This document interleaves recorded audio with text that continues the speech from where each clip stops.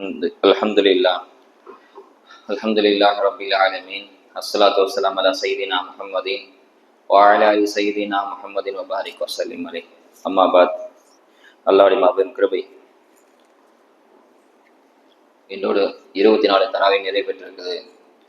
இன்னைக்கு ஓதப்பட்ட ஒரு சூறால அல்லாஹ் சொல்றான், ரப்பனா இக்ஃபிர் லனா வ லி இக்வானினா அல்லதீன சபகூனா பில் ஈமான் வ லா தஜல் ஃபீ குதுபினா கில்லன் லில்லதீன ஆமனூ ரப்பனா இன்னக ரഊஃபுர் ரஹீம். ஒரு துவாவை அல்லாஹ் நமக்கு கற்றுத்தரான். அடியார்கள் இப்படி கேட்பாங்க அப்படின்னு அல்லாஹ் சொல்றான், யா அல்லாஹ் எங்களுடைய பாவங்களை மன்னிச்சிடு, எங்களுக்கு முன்னாடி சென்ற முன்னோர்கள் அவங்களுடைய பாவத்தை மன்னிச்சிடு, அவங்கள பத்தி எங்க மனசுல தவறான எண்ணம் இருந்தா அதை அழிச்சிடு அப்படின்னு துவா செய்ய சொல்லி அல்லாஹ் கற்றுத்தரான். என்னன்னா, சில முன்னோர்கள் நம்மள்ட்ட கபூர்ல மறைஞ்சு போயிட்டாங்க இல்லையா, அவங்களுக்கு துவா செய்யறதை பத்தி அல்லாஹ் சொல்றான். அவங்க நம்ம விட்டு முன்னாடி போயிட்டாங்க, பின்னாடி நம்ம வந்துட்டு இருக்கோம் அப்படின்னு நல்லா சொல்லித்தரான். உதாரணமா ஒருத்தர் இறந்துட்டான்னு சொன்னா 2 பலன் தான் அவருக்கு. ஒண்ணு, அவர் வாழ்நாள் செஞ்ச அமலை அவரை காப்பாற்றும்.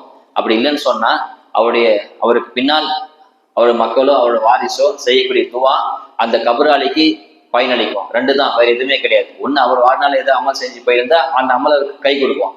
அப்படி இல்லைன்னா அவர் மௌத்தான பிறகு அவருடைய வாரிசோ அவர் சொந்தக்காரங்களோ அவருக்கு தெரிஞ்சவங்களோ அவர் நன்மையை நாடுறவங்களோ அவருக்காக வேண்டி செய்யக்கூடிய அவருக்காக வேண்டி செய்யக்கூடிய துவா அமலி ஈசால சவாப் அது அவருக்கு பயனளிக்கும். வேற எதுவுமே அங்க பயனளிக்காது. நமக்கு எல்லாம் தெரிஞ்ச ஹதீஸ் தான், இதா மாத்த இன்சானும் என்கத்த அனுப்பு அமலுகு. ஒருத்தர் மௌத்தா போயிட்டான்னு சொன்னா அவர்கிட்ட வந்து எல்லா விஷயமும் துண்டிச்சிடும். மௌத்தா போயிட்டாருன்னா அவருடைய எல்லா விஷயமும் துண்டிச்சு போயிடும். 3 விஷயம் தவிர. என்னன்னு சொன்னா சதக்கத்தும் ஜாரியா, அவர் செய்த தான தர்மம், நிலையான தர்மம். உதாரணத்துக்கு ஒரு பள்ளிவாசல் கட்டுறதுக்கு ஏதாவது உதவி பண்ணியிருக்காரு அப்படின்னா, ஒரு பள்ளிவாசல் ஃபேன் வாங்கி கொடுத்துருக்காரு, டீப்லெட் வாங்கி கொடுத்துருக்காரு அப்படின்னு சொன்னா அந்த ஃபேன் ஓடுற காலம் எல்லாம் அவர் கபருக்கு நன்மை போயிட்டே இருக்கும். அந்த மாதிரி ஒரு நிலையான தர்மம், அவர் இருந்தாலும் இல்லாட்டாலும் ஒரு தர்மம் செஞ்சுட்டு போயிட்டாரு, அந்த பொருள் இருக்கிற வரைக்கும் அவர் நன்மை போய் செஞ்சுட்டே இருக்கும். இல்மு என்தஃபி பிஹி. 2வது என்னன்னு சொன்னா, அவர் கத்துக்கிட்ட இல்ம மற்றவங்களை எத்தி வைக்கிறாரு. அந்த எத்தி வைக்கிறது மூலியமாக அவர் அமல் செய்யறான்னு சொன்னா, அவர் மறைஞ்ச பிறகு கூட அந்த இல்மை கேட்டு அந்த அறிவை கேட்டு மற்றவங்க அமல் செஞ்சாங்கன்னு சொன்னா அந்த இல்மும் அவர் கபருக்கு போய் சென்று கொண்டே இருக்கும். 3வது, அவர் வலதன் சாலி எதுவுலகும். ஒரு குழந்தை பெற்கிறாரு, அந்த குழந்தைக்கு தீனை சொல்லி கொடுத்து அந்த குழந்தை மரணித்த பெற்றோருக்காக வேண்டி துவா செய்து, என்னை விட்டு எங்க தாய் தந்தை போயிட்டாங்க, கபர் விசாலமாக்கு, சொர்க்க பூஞ்சாலையாக்குன்னு துவா செஞ்சுட்டே இருந்தா அந்த துவா பயனளிக்கும். ஆனா பிள்ளைங்க நம்ம எப்படி வளர்க்குறோன்றதான் முக்கியம். அந்த பிள்ளைய தாய்க்கு துவா செய்யற மாதிரி வளர்த்தீங்கன்னு சொன்னா நீங்க மௌத்தா போன பிறகு புள்ள துவா செய்யும். அந்த மாதிரி வளர்க்குறோம். இந்த 3 விஷயம் தான் கபராளிக்கு போவோம் அப்படின்னு சொல்லி ஹதீஸ் வந்துருக்கு. அதனால சில பேர் சொல்லுவாங்க, மௌத்தா போயிட்டான்னு சொன்னா போனதுதான், அவருக்காக நீ துவா செய்ய முடியாது, எதுவும் அமல் செய்ய முடியாது, அவருக்காக நீ எதுவுமே பண்ண முடியாது சில அறிவிச்சிவிகள் சொல்லுவாங்க. மௌத்தா போன அவர் அமல் அவருக்கு, நம்ம தான் அமல் செய்ய தவிர அவரை போய் பார்க்கறதோ, ஜியாரத் செய்யறதோ, கபருக்கு போறதோ, அவருக்காக துவா செய்யறதோ, அவருக்காக அழுகிறதோ, நம்ம ஏதாவது அமல் செஞ்சு அனுப்புறதோ எதுவுமே கூடாது அப்படின்னு சொல்லுவாங்க. இது முற்றிலும் மாற்றமான விஷயம். நிறைய ஹதீஸ் புகாரி முஸ்லிம்ல நிறைய ஹதீஸ் வந்திருக்குது. மௌத்தா போனதுக்கு ஈசால செய்யலாம் அப்படின்னு சொல்லி நிறைய ஹதீஸ் வந்திருக்கு. சஅத் இப்னு உபாதா ரலியல்லாஹு அன்ஹு அவங்க சொல்றாங்க, என் தாய் மௌத்தா பண்ணும்போது நான் ஊர்ல இருந்தேன். வந்து பார்த்தா அம்மா என் தாய் மௌத்தா போயிட்டாங்க. சலாசம் வந்து கேட்கறேன், நான் இனிமே இது மாதிரி என் அம்மா நிறைய காசு விட்டுட்டு போயிட்டாங்க, நான் அவங்களுக்காக வேண்டி சதக்கா செய்யலாமா, மௌத்தா பண்ண அம்மாவுக்கு சதக்கா செய்யலாமா கேட்கும்போது சலாசம் சதக்கான்ஹா, நீங்க சதக்கா செய்யுங்க, அவங்க பேர் சொல்லி சதக்கா செய்யுங்க, அல்லாஹ் அவங்களுக்கு கபருக்கு நன்மை செய்யமா அப்படின்னு ஒரு ஹதீஸ்ல வந்திருக்கு. அதாவது சதக்கா செய்யும் போது இந்த சதக்கா நன்மை அம்மாவுக்கு கொடுத்துரு, கபர்ல இருந்து அம்மா கொடுத்துரு சொன்னா அந்த நன்மை எல்லாம் கொடுப்பான். இப்படி ஒரு ஹதீஸ் வந்திருக்கு. இன்னொரு ஹதீஸ்ல சொல்றாங்க, ஒரு சஹாபி வந்து என் அம்மாவுக்கு நான் இதான் செய்வான்னு கேட்கும்போது அவங்க சொல்றாங்க, அதே ஒரு பெண் வந்து கேட்கிறாரு, என் அப்பா வந்து ஹஜ்ஜி செய்ய நீட்ட வச்சாரு, அந்த ஹஜ்ஜை நான் செய்யவா அப்படின்னு கேட்கறேன். ஹஜ்ஜி செய்யல, அங்க அப்பாவுக்கு பதில் நான் ஹஜ்ஜி செய்வா, மௌத்தா போன எங்க அப்பாவுக்கு பதிலா நான் ஹஜ்ஜி செய்வேன் பெண்மணி கேட்க சல்லாசம் சொன்னாங்க, தாராளமா செய்யலாம் அப்படின்னு சொல்றாங்க. ஹஜ்ஜோட நன்மையை மௌத்தா பண்ண தகப்பன் அதுக்கு எத்தி வைக்கிறாரு. இப்படி ஹதீஸ சொல்லிக்கிட்டே போலாம். இன்னொரு சஹாபி சஅத் இப்னு அபி வக்காஸ், இது வேற சஹாபி. 6வது ஆளா இஸ்லாம் இவர் தான் ஏத்தாரு. அவர் மிகப்பெரிய வயசான சஹாபி. அந்த சஹாபி வந்து கேட்கறாங்க, நான் இனிமே என் அம்மா என் மௌத்தா போயிட்டாங்க, என் அம்மாவுக்கு ஏதாவது நான் செய்யவா அப்படின்னு கேட்கறாங்க. சலாசம் சொல்றாங்க, அலைக்க வில்மா, தண்ணி யாராவது தண்ணி இல்லாத ஆறு இல்ல கிணறு ஏதாவது விட்டி கூட அப்படின்னு சலாசம் சொல்லும் போது ஒரு அந்த சலாசம் அறிவுரை கேட்டு சஅத் இப்னு அபி வக்காஸ் ஒரு கிணறு ஏற்பாடு செய்யறாங்க. சொல்ல ஹாதலி உம்மு சஅத், இந்த கிணறு வந்து என்னுடைய தாய்க்கு சமர்ப்பணம் ஆகணும்னு சொல்லி சேர்க்கிறாங்க.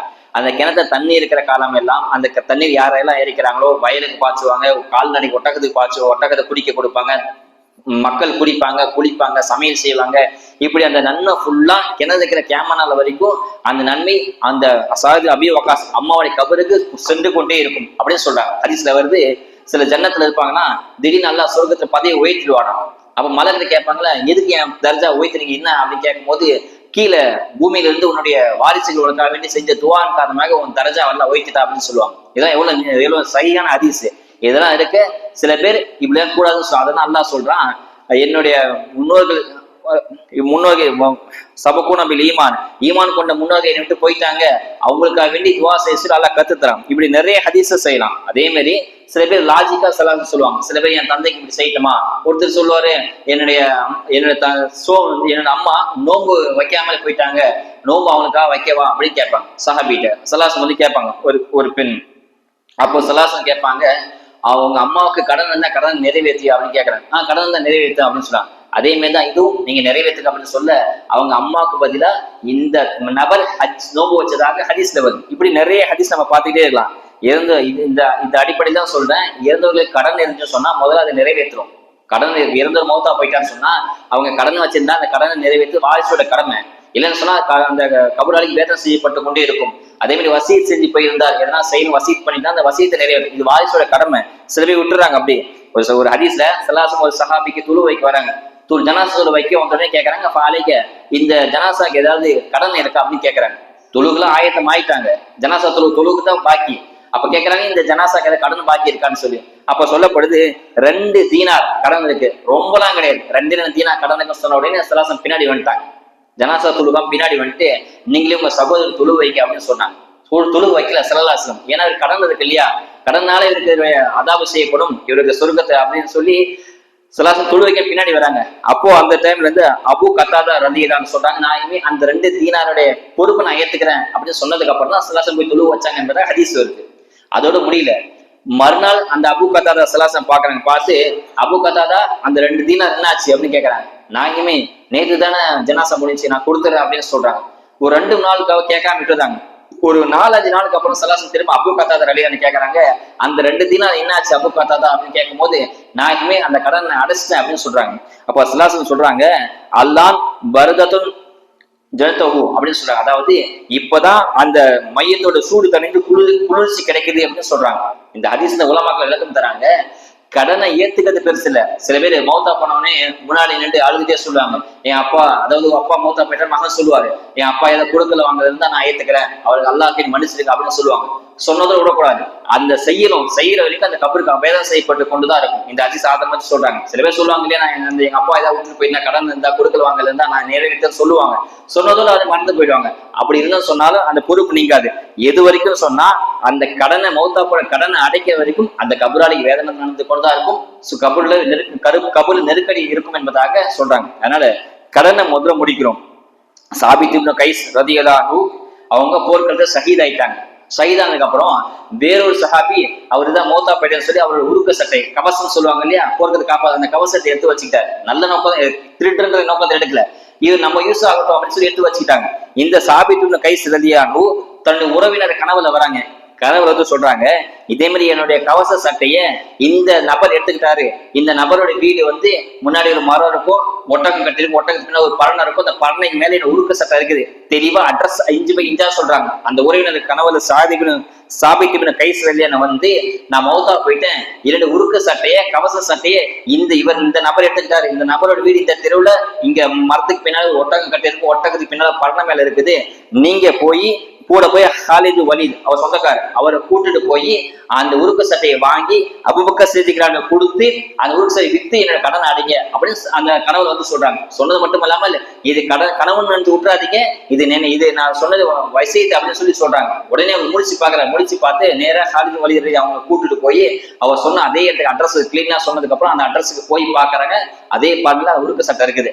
அதை எடுத்துட்டு வந்து அபூபக்கர் சித்திக் கொடுத்து வித்தது கடனை அடைக்கிறாங்க அப்படின்னு ஹதீஸ்ல முடியுது. அதனால இறந்தவருக்காக நன்மை செய்யலாமா கேட்டா தாராளமா செய்யலாம். இறந்தவருக்காக வேண்டிய ஹஜ்ஜி செய்யலாம், இறந்தவங்க நோன்பு வைக்கலாம், இறந்தவங்க என்ன அமல் வேணா எடுத்து வைக்கிறான் என்பதாக ஹதீஸ் மூலியமா தெரியுது. எந்த அளவுக்கு சொன்னா சலாஸ் ஹதீஸ் சொல்றாங்க, ஒருத்தர் தண்ணியில மூழ்கி போய் மௌத்தா தண்ணியில மூழ்கிட்டார், நீச்சல் தெரியாம மூழ்கிட்டு அவர் தண்ணியில கத்துறாரு, காப்பாத்துக்கு காப்பாத்து கத்துறாரு இல்லையா? அதே மாதிரி கபராளிகள் அலறாங்க, எனக்கு ஏதாவது நன்மை கூட நன்மை கூட சொல்லி அலறிட்டு இருக்கிறாங்க, சவுண்டு போறாங்க, கத்துறாங்க, ஆவலோடு இருக்காங்க என்பதான் ஹதீஸ் வருது. அதனால அல்லாஹ் சுப்ஹானஹு வ தஆலா வாழும் காலங்களாம் நல்ல அமலை செஞ்சு நம்ம மரணிக்கும் போது நம்ம துவா செய்ய பிள்ளைகள் உருவாக்கக்கூடிய தௌஃபீக் அல்லாஹ் தந்து அருள் புரிவானாக.